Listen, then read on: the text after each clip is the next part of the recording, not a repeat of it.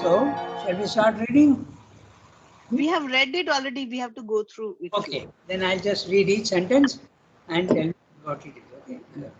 This, in short, everybody is there? Yeah, I think everybody is there. Yes. Yeah. So,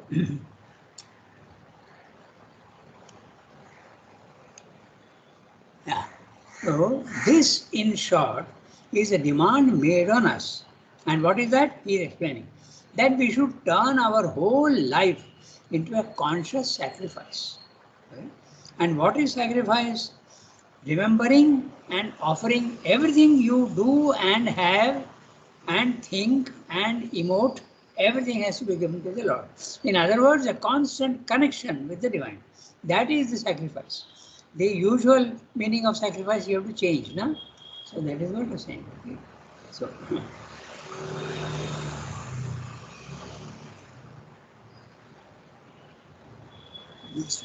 Ranga, the one question, why instead of sacrifice, Shrivindo didn't say offering? because he is using uh, the language of the Gita. That's the reason. Okay. He is using the language of the Gita. Okay.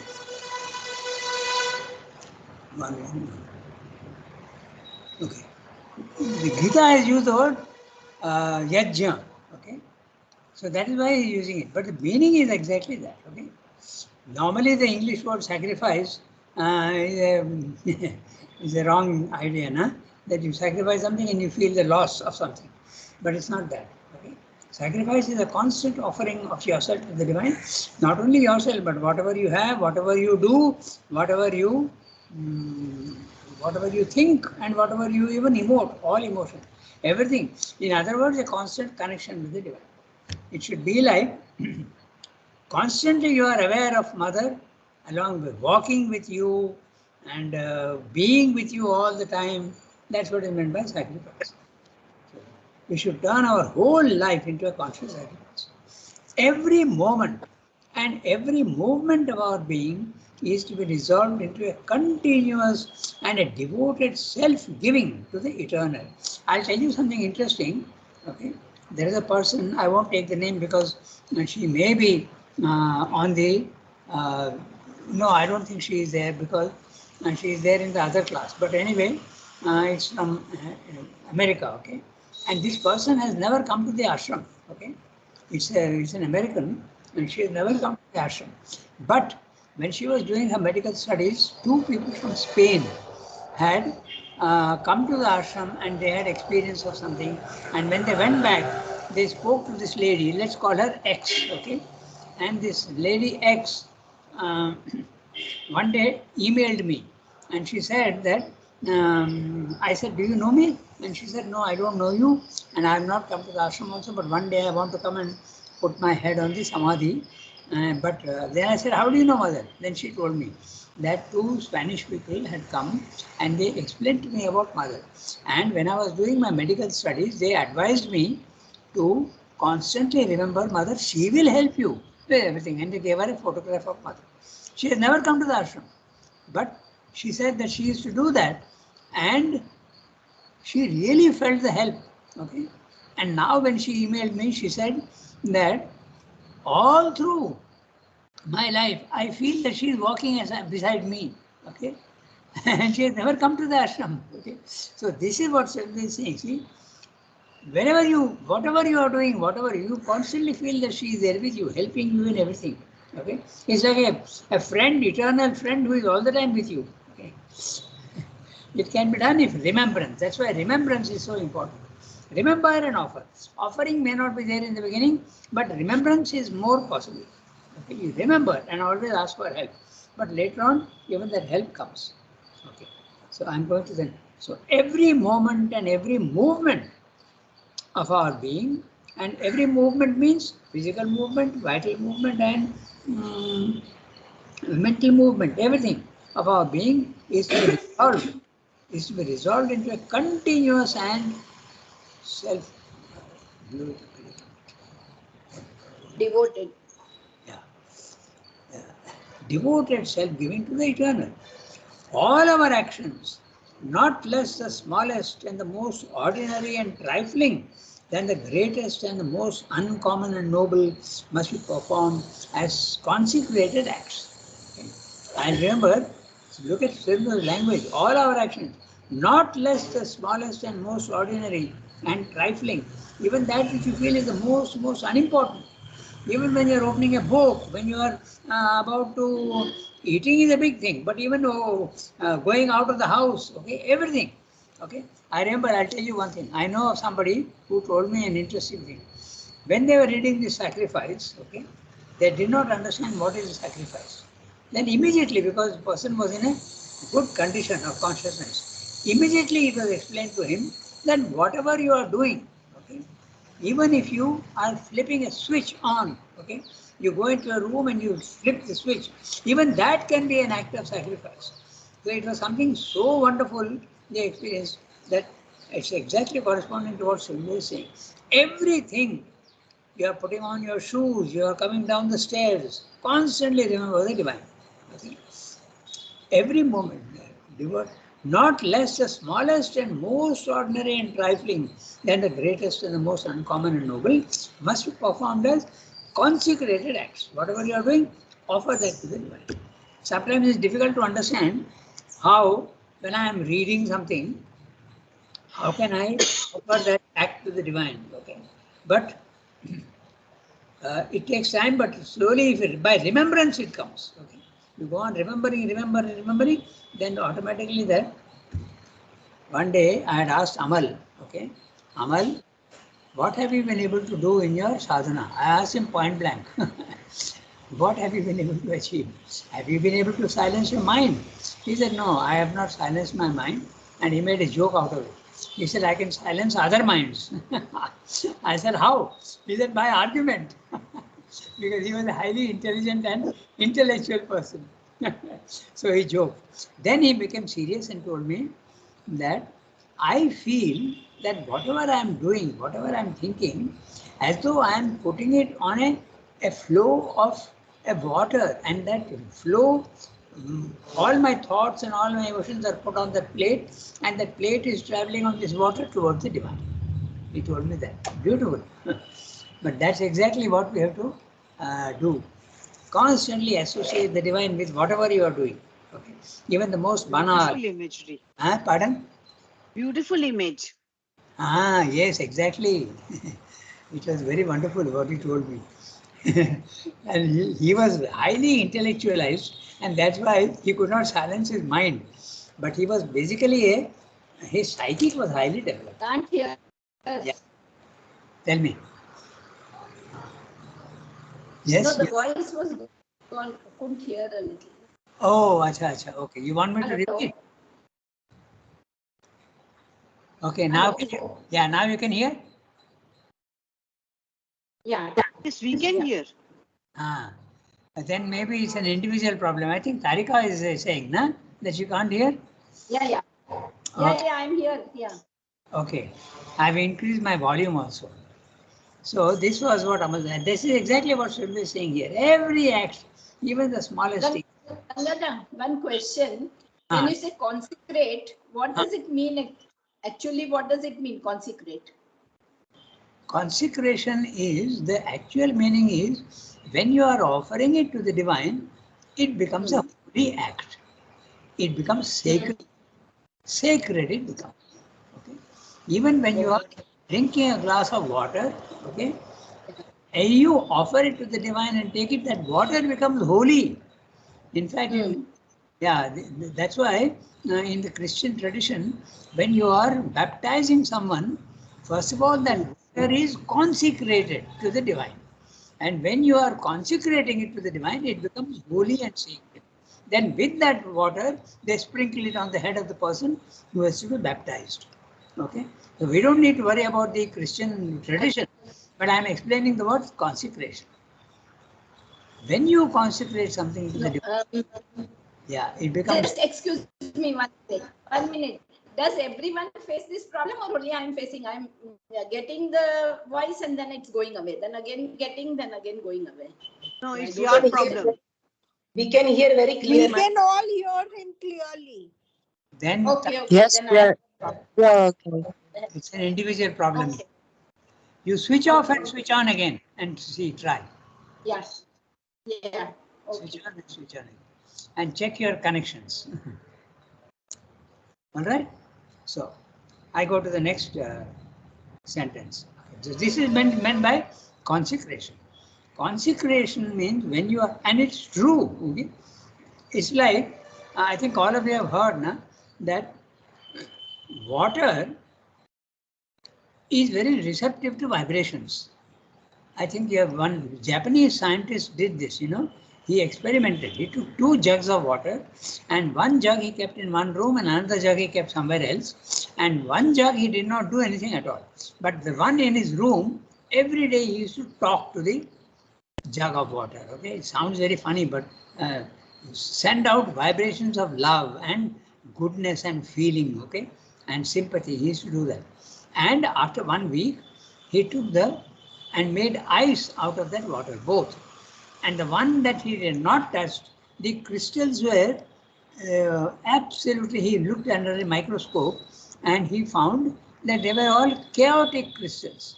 But the one that he has given, he had talked to with love and sympathy, the crystals were absolutely symmetrical and beautifully formed.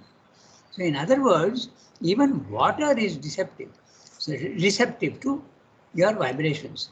So when They did the same experience with mantras in Auroville, and Yeah. they showed us the video of the water, how it changes. Exactly, that's what I'm Beautiful. saying. That is the meaning of consecration. When you You know, this Japanese person who did this experiment, yes, he not only talked to the water, but he exposed the water to good music also all the yes, time. that's right. And that is why then he took a drop of water and he put it in an inverted microscope, and there he could see that all the molecules were in a very harmonious pattern. That's And right. the one which was just left by itself and maybe a little abused, Yes, there was total disharmony in the molecules. that's right. Now, in Auroville, they've just come out with this machine known as dynamized water. Yes, It's a very, very expensive machine whereby the water is exposed to Bach and Beethoven's music all the time. yes, And then you can just press and a spout comes out, it gives you water. yes. And but it's a very, very expensive, it's some 1 lakh something for Acha. that little machine. And there are people, I've had that water, I don't know, I couldn't really experience anything, but I think you should drink it for a very long time. That's right. But even if you're drinking water, they say that when the water passes through the pipes and all, it gets traumatized. But I feel that even our drinking water, if we just put some music around it, it can change its character. Of You course, don't have to have that 1 lakh plus ka machine at home. exactly. That's what I was saying. So what that machine is doing, you can do with your attitude. You don't need a machine. All you have to do is to think of the divine and offer that water to the divine and drink it. It becomes holy and it has a power. But that power is subtle. It will not give miraculous results. For a long period of time, the change will come.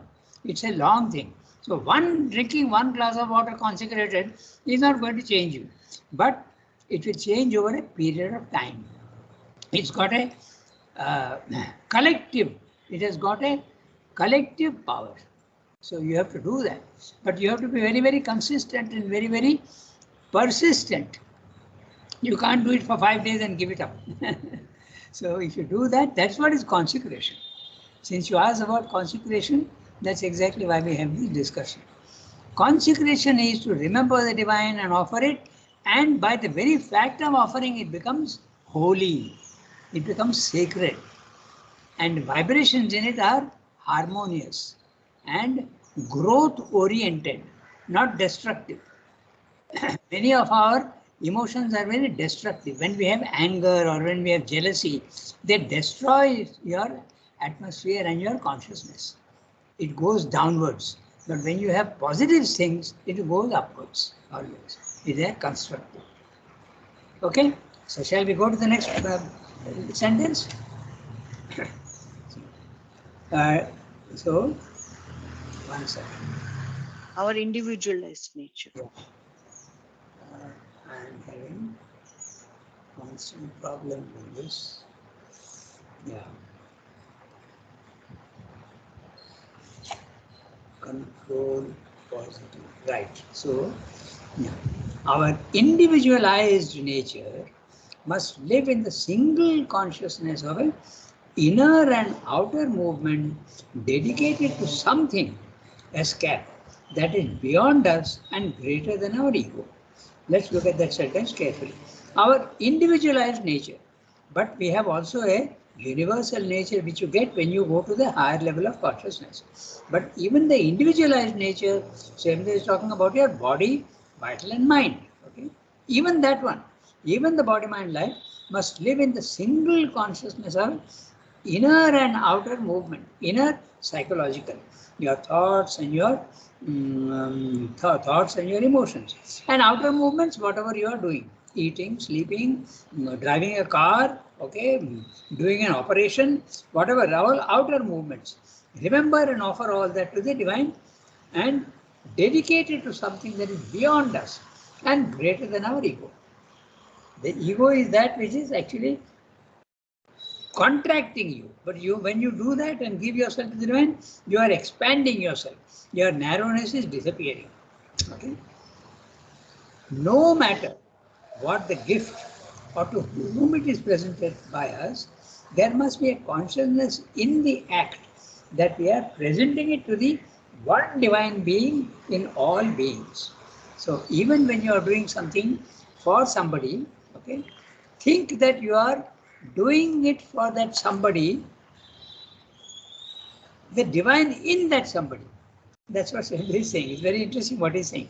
No matter what the gift. So the gift can be anything. It can be a small pen, it can be even a glass of water, it can be a thought, it can be an emotion towards that gift, can also be an emotion, a feeling of love and sympathy. Or to whom it is presented by us, there must be a consciousness in the act. So what you are doing, okay, that act is obviously, he is talking of the outer movement.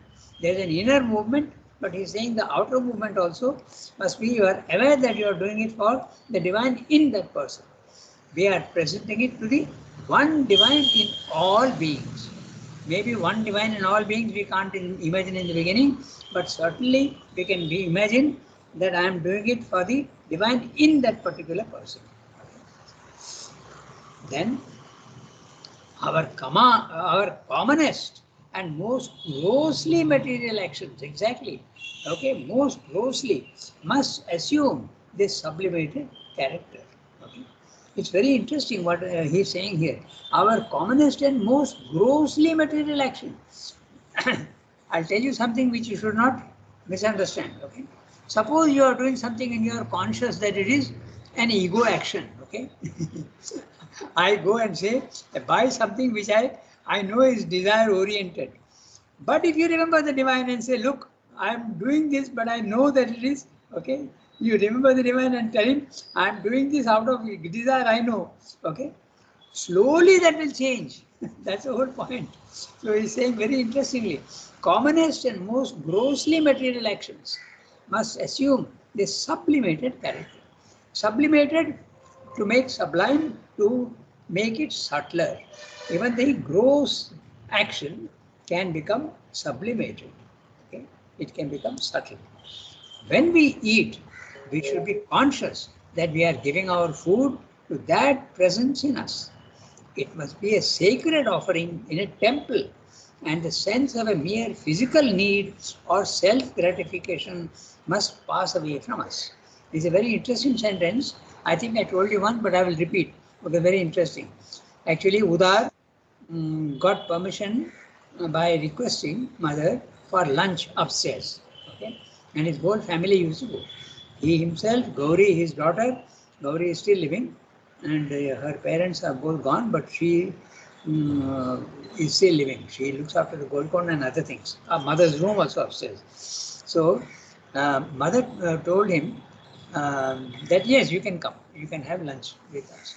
Then he asked mother one day, Mother, how to do this yoga? I don't understand anything about this yoga. Very early days, not later on, very early days.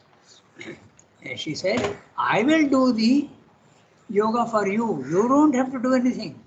I will identify myself with your consciousness and I'll do the yoga for you. But for that to happen, you have to give me your power of attorney. She didn't use the word power of attorney. This word was used by Ramakrishna for somebody else. Okay. So he said, you give me your permission. Okay. When we are going to a lawyer, the lawyer will tell you sign a piece of paper saying that you agree to whatever I do. In other words, you are surrendering to him. You have faith that he will do what is right for you. So this is the power of attorney. You hand over your right to him. So you hand over the charge of your progress to the divine. Okay. So mother said, if you do that, and how do you do that? Remember. Remember and offer. Remember and offer. And she told him that even when you are eating, if you remember the divine and offer that food to me, you will see something very strange. You will see that even the food is tasting better. That's what she told him. And he has told this story somewhere. Okay. So this is what Sridhar is saying here. when we eat, we should be conscious that we are giving our food to that presence in us. It must be a sacred offering in a temple. And the sense, where is it gone? Yeah. The sense of Yeah. We should give our food. It must be sacred in a sense. And the sense of a mere physical need or self-gratification. Self-gratification, you start enjoying the taste. Okay? Must pass away from us. So it's very interesting if you are eating something very tasty, but if you remember the divine, you will not be very conscious of the taste because you are thinking of the divine. Okay, very interesting. So that's what he's saying. Self-gratification also pass away from us. This he is talking about the mind most gross physical act. Now he is saying something else. In any great labor, in any high discipline, in any difficult or noble enterprise, whether undertaken for ourselves, for others, or for the race, okay, it will no longer be possible to stop short at the idea of the race, of ourselves, or of others. So even when you do, that's exactly what I was saying just now, even when I am conscious that I am doing something only for my own gratification, I know that I am very fond of sweets, so I go to the market and buy a sweet. You are fully conscious that it's an ego action, but offer it to the divine and then see what he's saying. It will no longer be possible to stop short at the idea of the race, of ourselves, or of others. The character will change when you think of the divine and give that thing to the divine. Even the most imperfect. That you remember that famous story of Sabari, na? When she meets Ram, okay, and she is tasting every berry. She is tasting herself and giving it to him, make sure that everything is sweet. Now, normally it would be a sacrilege. You are giving something eto. You are giving something which is not chuta, okay. But the attitude is so right that it pales into insignificance. You are giving the divine only that which is proper. Okay? She is eating herself, tasting and making sure that it is sweet, and then she is giving it to her. So it's a very interesting. Rangana, is there a word for jutha in English? No, there isn't in English. That's the funny part. They don't have this concept at all, na? Yes, they don't have this concept. Yeah, I was also wondering about that one day. Okay. In Bengali, you say eto, and in our Indian language, you say jhuta. We also in Gujarati we say eto. Yeah. But strange, there's no word in English to. Okay. In fact, I have seen some people, Westerners, when they are cooking, okay, they want to make sure that the salt is okay. So they'll take Huh. a little bit in a spoon, taste it, and the rest of the spoon they'll throw it back into the Into the cooked thing. Yes. Yes. That idea is there, not there at all in them. Okay. It's the Indian culture, which is very subtle. Even that makes a difference. Pardon me for the digression, but Ah, if anybody watches Master Chef, ah, and there one of the British Gordon Ramsay, ah, if you Hmm. take a spoon and taste your food and ah. then again taste it with that same spoon, he doesn't like it. He says you have to use another spoon. So Ah, those people also do have a concept, but they have no word for it. not all everybody, but some people probably. Just 1 minute. Yeah, very few, very Just few. 1 minute. Yeah, very few. Hello, Mani. Tell me. Where? Okay, I won't talk to him. Okay. When is she coming home? Just now after breakfast. Oh, wonderful, wonderful. I'm very. Can you tell Sinokaku that to bring a gown and to come with Himachal Bhai? That Himachal Bhai, I think you had better do. No, he is not picking up the phone, Sinokaku. I don't know where he has left the See, phone. I am in The the mid- landline is dead. I am in the middle of a class. So as soon as my class finishes in 10-15 minutes, I will go and talk to him. You better tell him, yeah. Okay, To but bring a dress and to come with Himachal Bhai immediately. okay, I'll tell him that. Okay, but Himachal Bhai, he doesn't have the phone number. You have to He contact. has everything. Okay, I'll tell him. I'll tell him. Okay, in 10-15 minutes, I'll tell you. Okay, right.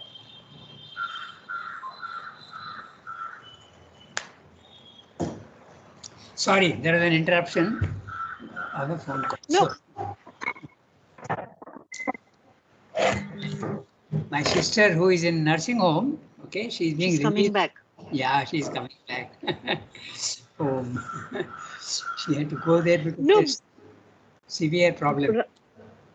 Hmm. Okay, so we continue.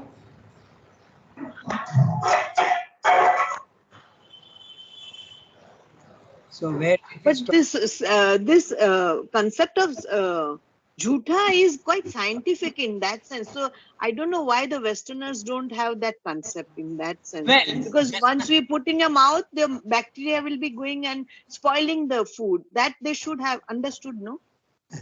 but that's exactly what just now Yasmin told us, that some are conscious. Okay? Yeah, Not no, everybody. but generally it should be because they are so much based on science. That's what I'm saying. Actually, there is a word, the double dipping, the double dip. Yeah. So when you use some of the sauce, when you eat some vegetable, they dip the vegetable into the sauce, and they dip the vegetable on the same direction again. They call that double dip or double dipping. So that's the kind of a similar sense to the jutta, I think. No, no. Jhutha is while you are Hmm. taking the spoon in your mouth and putting back again into the food. Yeah, that's the spoon. And in case of the double dip or double dipping, the vegetable they use, if they dip double, after tasting it and dip on the sauce again, they don't like that, the Westerners. No, but can you say don't double dip? Double dip or double dipping. I'm not sure. Yeah. No. Can you give a command? Don't double dip. Don't double dip. Yeah, like we I'm say, not sure. don't make jhutha. Don't make jutta. Like you, Yeah. you have to tell the people, like you have to tell the people, please don't do double dip, only single dip. That's what she's asking. You can tell others. I'm not sure of the exact wording, but double dip or double dipping has the sense. You shouldn't do that. Yeah, that has the sense, as I remember. Okay. But nobody say no to others. Sometimes do. Person has to understand themselves. Sometimes do. If they are comfortable, very comfortable with each other, sometimes they do. Yeah. Okay. As a caution. We have this concept right from the beginning. Like first we give bhog to Bhagwan.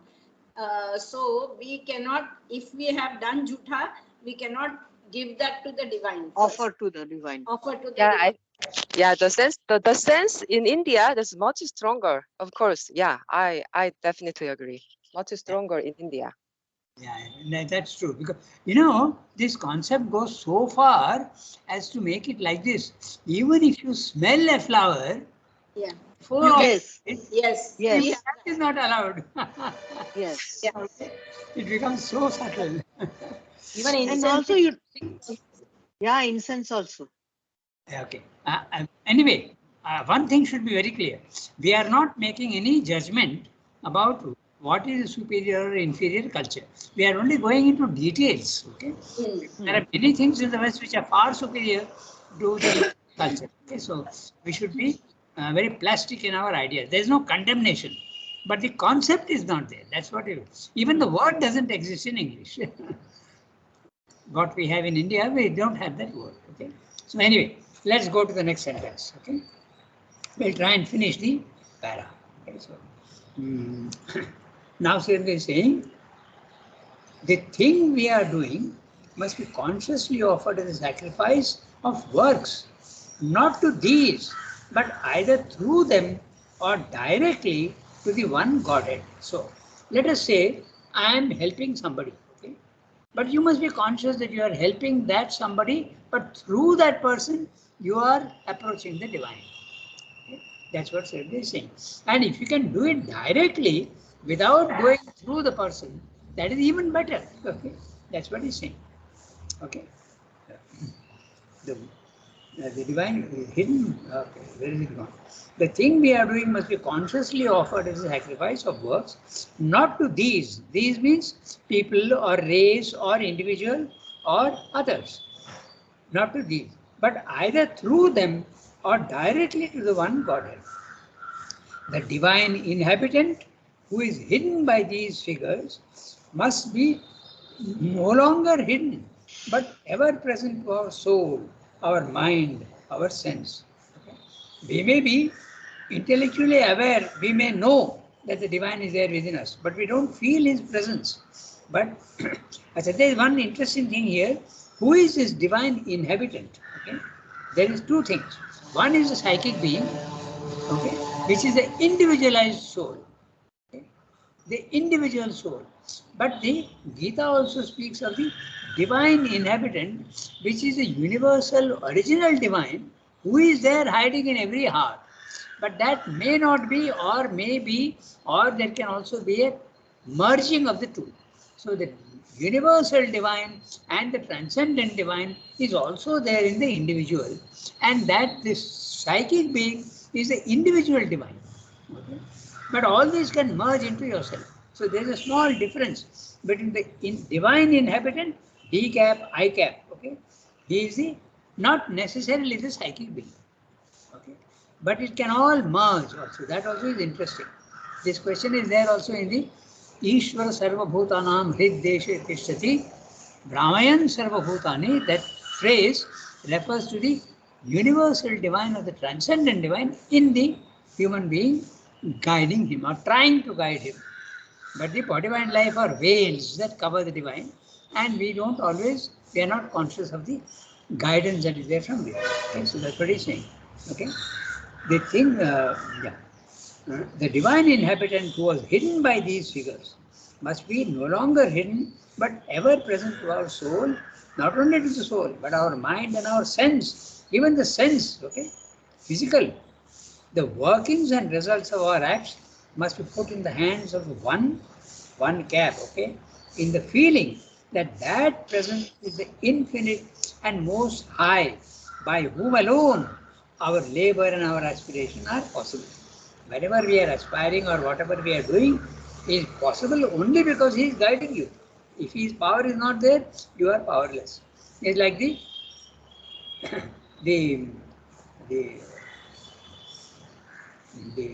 the one that the origin of all power is in the powerhouse. Okay. In South India, we have thermal power stations, and we have coal power stations and nuclear power stations. So if that is not there, your individual, you will not get the power. Okay, it's something like that. He is the supreme power station, and because he is there, you are able to do all this what you are doing. I go to the last sentence. For in his being, all takes place. You are only a part of the universe, and the universe also is only a part of the transcendent divine. For him, all labor and aspiration are taken from us by nature and offered on his altar. Whatever we are doing is taken by nature and offered to the divine. Even unconsciously, when you are doing something, this is what takes place. Everything goes back to him. Even in those things in which nature is herself very plainly the worker, and we only the witness of her working and its containers and supporters, there should be the same constant memory and insistent consciousness of the work and of his divine master. Our very inspiration and respiration, even our very breathing, our very heartbeats can and must be made conscious.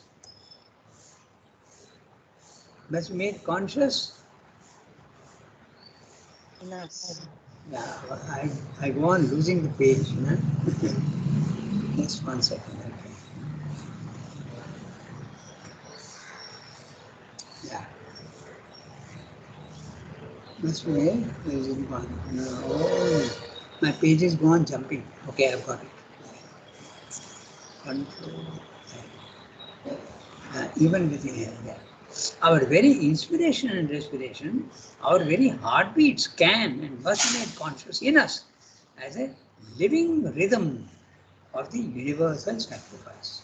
Even the universal nature also is doing her acts, but with the permission of the divine. The Purusha is permitting Prakriti to do everything. So at a universal level also there is sacrifice going on. And at the individual level also you have to participate in this universal sacrifice. That's what he's saying. Okay. So 8:30, we have got 5-6 minutes. I suggest that we read the next one. Can we do that? Yes. Okay. So who has to read?